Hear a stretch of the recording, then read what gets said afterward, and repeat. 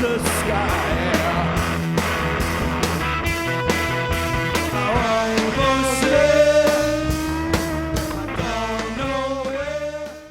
Well, today I want to go over a multi-tool I actually got as a prize in a contest. And I was able to pick the multi-tool that I wanted. And what I decided to do is try out the SOG set of power tools, or multi-tools. This one's called the powerlock. And as most of you know, I've kind of been a Leatherman fan for a very long time after sort of Gerber went downhill. I know some of you guys really like Gerber. I haven't had very much success with the sort of later years, if you will. As you can see, this powerlock is a little bit more slender, more along the lines of the original Leathermans. The Leathermans now are getting a little bulbous, a little bit bigger. Even the waves, even though it's smaller profile, it's not quite as square as the previous ones. Now, there's only a couple downsides to the SOG, and we'll go through those, but everything else has been extremely positive. I've been very impressed with just the overall build quality and what tools they decided to go into them. Some of the Leathermans, you kind of have to go to a larger tool like the Surge to get the tools that I want in there, and then with that you end up with tools that you don't need or use all the time. I don't find that with the SOG powerlock. Of course, this is the black version. They're sort of made famous by this gear system. So it's a force multiplier. So if you put 1 pound or the force this way, you're actually putting 2. I don't know what the multiplication is, but you're putting more force at the tip here of the jaws than you are here, simply because of this gearing system. And I've found that to be true. There was a couple instances where we were trying to uncouple some cross-threaded 1-inch hose line, and I was able to get the jaws around this thing, and even though it was wide open, I was able to get enough pressure to lock it on there, where other multi-tools were having an issue just because they didn't have that multiplication of force. You get this open and you're pushing on the back, and it's not the most convenient thing in the world, but I was able to lock on with these jaws. You guys can see, let that focus for a second. If you can see how aggressive the inside jaw is, you can kind of see how close the tip closes. It's a very, very fine tip, which I absolutely love. It meshes all well together. Wire cutters, the usual. Does have your crimper tools, since you guys are all bomb squad techs. I'm sure you use that all the time. Now, the one thing I did remove is they did have these little butterfly closures that were on here. And I know a lot of people had to remove them just so you have quicker access to the tools. Those closures just make it a little bit more ergonomic and a little more better hand feel while using the tool. It wasn't really an issue for me to access the tools, but if you were really cranking down on these, I had them pop off several times, so I just popped them off and never put them back on. A lot of times I'm using these with gloves anyway, so form factor and comfort wasn't really an issue with me. Going into some of the tools, first one on this side is scissors, and this is one of the disappointments. It's a good size scissors. They came sharp, but for whatever reason, I think the metal maybe has too much flex into it, because if you guys were watching my, what was the video I just did with the gloves, I was trying to just cut a small, like 1/4-inch webbing off these leather gloves, and it just couldn't bite into it. You were getting too much flex between the jaws, and material folds in like a cheap pair of scissors. Whereas, as you saw in the video, I pulled out Leatherman Surge scissors and had 0 issues with them. The Surge scissors, the Leatherman ones, they do a terrific job for multi-tool scissors.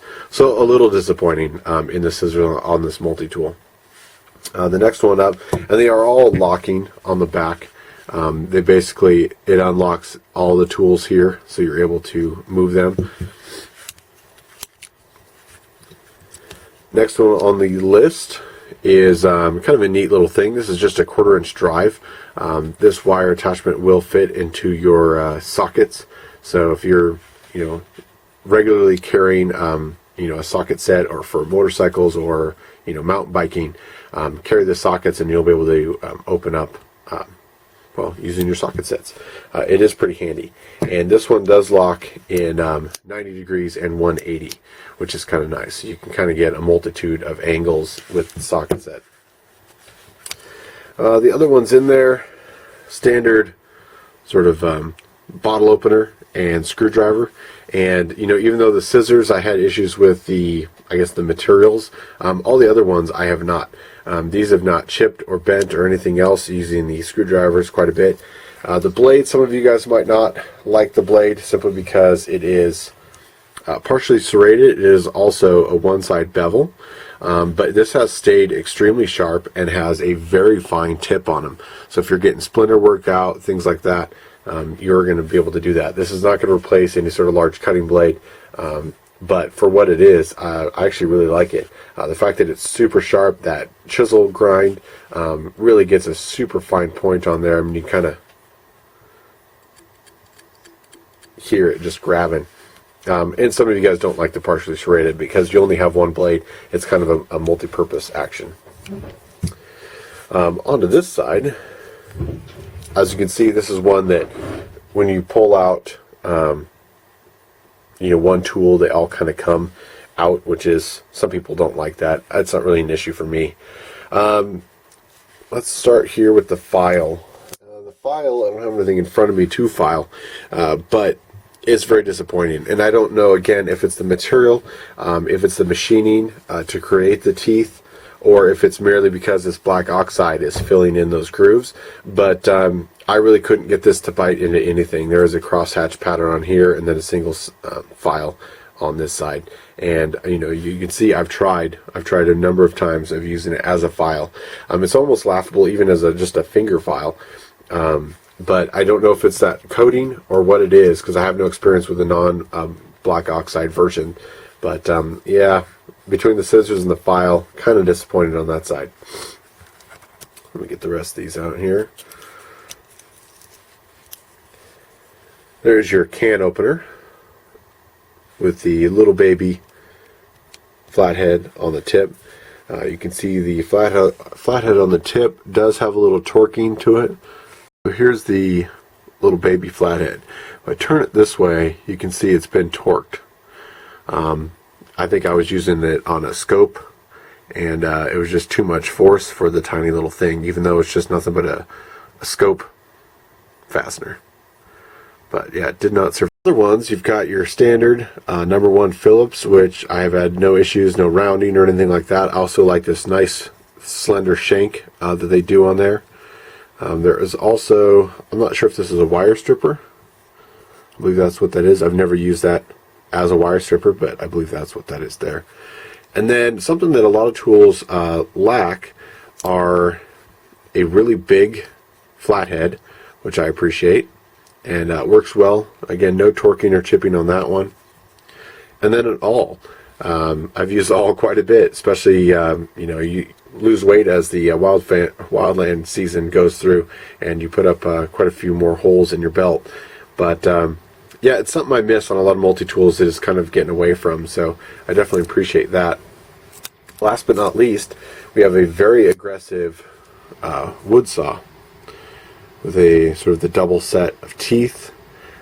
This thing works phenomenal. Almost better than the Leatherman. They did a really nice job. The only issue that I've had with it a couple times is you're gripping the multi-tool really hard, and some part of your hand unlocks it with this little lever here. This is unlocking all the tools. Well, the problem is that allows it to go down, but it also allows it to extend past that vertical point. So oftentimes I'll be sawing, and next thing you know, part of my hand clips that, and now I've lost sort of my angle on there. And so that can be annoying, so you just kind of have to re-grip and keep away from that lock. But the saw itself is phenomenal. I think that just about does it. I'll insert some photos and things like that. I know they do have some assisted opening ones. They're a little more hokey with kind of the locking, the way it locks and unlocks, where you can access the blades from the outside. I didn't want quite that many features on this one, since this is going to be my workhorse that I carried last fire season, and I will probably carry it again. you know, it just has everything I kind of need.